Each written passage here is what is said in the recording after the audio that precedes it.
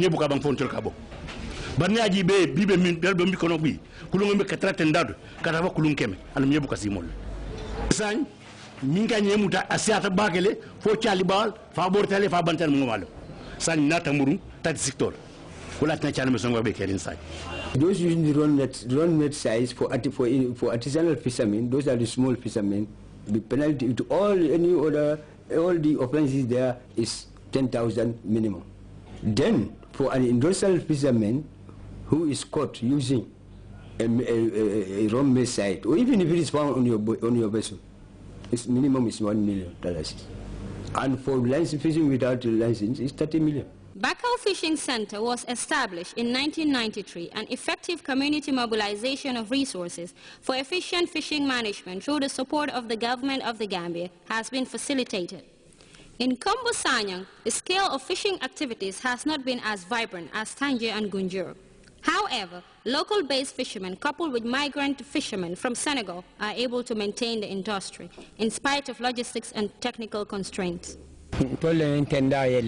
Ngatarana alifalu silandin ding buka nye dunu buka nye pole suwa fango mo killing wole pole suwa soto kanani si ngolla kenyo siada ninga nyewo nyemuta fo benyo tanani abeka dunu ku wala kata jurumu chate kono be marseti je ka kirintu e kirintu ngolon lan sangon ka wole fene ka nye jurumu aka bar wontu mo fano masinti jang basolom ikata basol la bakon ikasambuku kale kara ya yiro kale fo ika fonyo ta wele kata ika fonyo ta wele kana senekali nga killing ika fa matari wele basindi so da masimo mo wara bak nyebu ngol tarin jang chalo be nyoro taransoni nonko chali be nyoro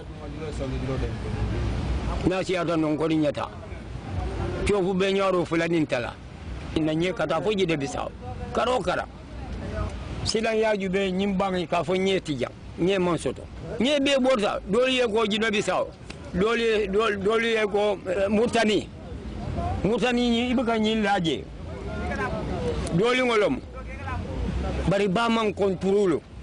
The sea is not controlled. Also, that is also a misconception. The Fisheries Department is not responsible for surveillance at sea. It's the Gambian Navy. But the Gambian Navy is in constant contact with the Fisheries Department, keeping them the list of vessels which are authorized to fish. That's why if you go to Khartoum, you have the Navy having a special office there, so that at least rapid intervention they can do it. Not only industrial vessels which are doing bad fishing, even the artisanal fishermen are doing it. They have, some of them are using nets which are below the mesh size.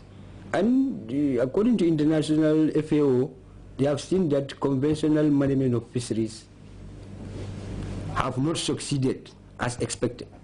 That's why we are now involving the communities, what we call co-management, so that we can manage the resources together.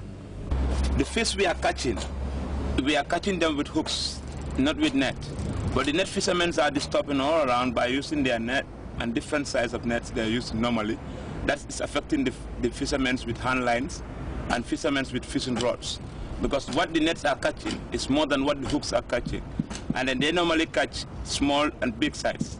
We are looking for big size only, no small size. So for that being the case, that's normally disturbing us here. Internationally, hook and line is one of the methods of fishing which is recommended because it's selective. If you put a big hook, you catch a big fish. If you put a small hook, you catch a small fish. That's why sometimes if you go around the Gunjur, Bakau, you see women with catfish, small ones. Because the people catching it are using small hook. That's why the department, with the support of the Banner for USID project, and also currently we have an UNDP regional project, we want to have a management plan for the catfish. Because even the women who are working with the catfish, one time I asked them, they said they prefer to have a bigger catfish to work with rather than smaller ones. Gunjur became another vibrant landing site along the Atlantic coast owing to its geographical opening to West Coast metropolitan town of Brikama. This makes the traders to trade their fish products to the hinterland settlements. Galaso mbuka so andu na galaso soto ni mona ta confuse ni sama galaso soto ni mona ta buka galaso wahi iko kana galaso wahi na nyina ka tumbe ko no mbuka lomba kala nyame mbuka lomba kala nyame ko kana o kata nyana ko ya ko ba da to ni ba da to ja jala fo ni folo ta katonne wato gunjur jang tendarin nam kasin kol min be kana jala fayola ibe ka sabat katonne kabirin woketa katon futa nyaka kolea wala tinna enyin tenda yele jang wato masinte kering ikajibole tay jaro ne tate futa tanyela itimin bisiring mo sabale kata ñun dombe kulun sonyoto dobe siringa bala dobe kulun kungoto mimbe kulun kungoto wala ka jalo fay nali futa tanyela ñi ala jalo tenteng ayelo e jalo e kulungo mutaye ay chalo biti jalo la na ya bit fa pare ale jalo saba ani nyena ali ya konkon ale jalo fay kote ki nalla duno sita ale chalo bulaje ale bulala kulun kono ale namuru. With increase in population and the increased demand for fish as alternative cheap source of protein, fishing centers serves as potential attraction for migration, and this led to expansion of the industry. Consequently, this attracted the need for government's intervention to support the local fishing communities, especially those living along the coastal zone of Kombo South District, through collaborative effort with the international donor agencies. Protein intake around the Kombos and Yirabangi area is high, but we also want the people in the inland so that to benefit. That's why we have this aquaculture project with FAO and also the Taiwanese who are also assisting us. With increased global dependence on the aquatic products and the massive participation of the people of coastal zone in the fishing industry for their livelihood, the government of the Gambia in the Second Republic deemed it prudent to support the development plan through international aid grant to ensure sustainability in the fishing industry. In 2003, the government benefited from aid grant from the government of Japan. This aid was made to support artisanal fishing in Kombo South District. This led to the establishment of modern storage facilities for people of coastal village of Gunjur and Tangi. You have the Gunjur ice plant, Tangi, and all those things. You have smoke ovens where they smoke. You have dry racks where they dry. So all that is to reduce post-harvest losses in the country, which where the women are operating. And then the men, of course, you have men also. You have men bananas, you have men fish smokers, you have men fish dryers. Before you go to Tangi, you'll see mostly people from Jambanjeli, the Samba family and the Kamara family. We are the ones who are dominating transportation of fish from here, from the Kombo to the provinces.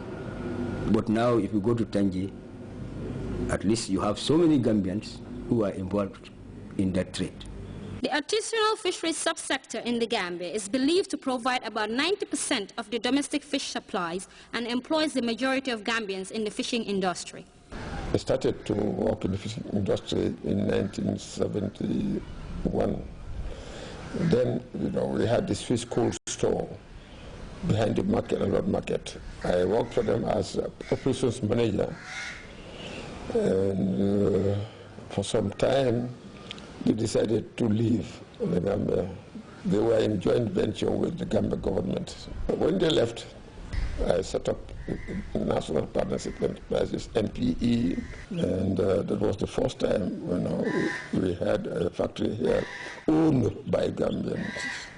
Because before me, there was a Ghanaian company who was in herrings fishing. He brought in vessels, fishing for herrings, and he would freeze and store them in this cold storage. Had a cold storage there, and export to Ghana. They were doing fish, and I was doing shrimps. One day, there was a big catch. When I bought the shrimps, about 4 tons that day, in a single day.